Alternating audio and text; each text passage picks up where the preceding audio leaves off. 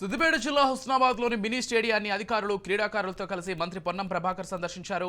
ఈ సందర్భంగా బ్యాడ్మింటన్ క్రీడాకారులతో కలిసి కాసేపు షటిల్ ఆడారు.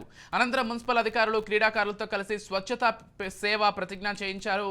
హుస్నాబాద్ పట్టణంలోని ఖాళీ స్థలంలో దోమలకు నిలయంగా మరుగునీరు, చెత్తా చెదారం లేకుండా చూసుకోవాలని పట్టణ ప్రజలకు మంత్రి పొన్నం సూచించారు. మినీ స్టేడియం అభివృద్ధిపై క్రీడాకారుల సలహాలు, సూచనలను మంత్రి పొన్నం తీసుకున్నారు.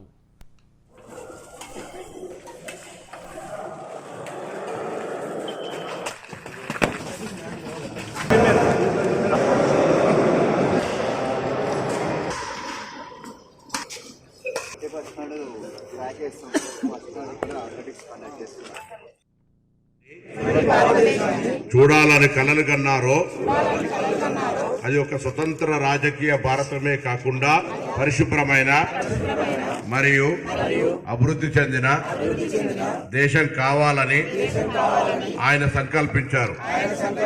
మహాత్మా గాంధీజీ భారత మాత దాస శృంఖలాలు తెంచి స్వాతంత్రం సముపార్జించారు.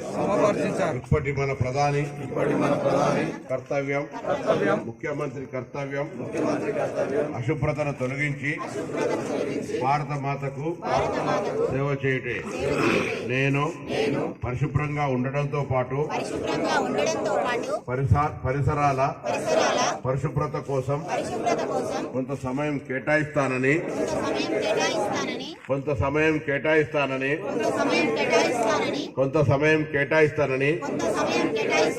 శపథం చేస్తున్నాను.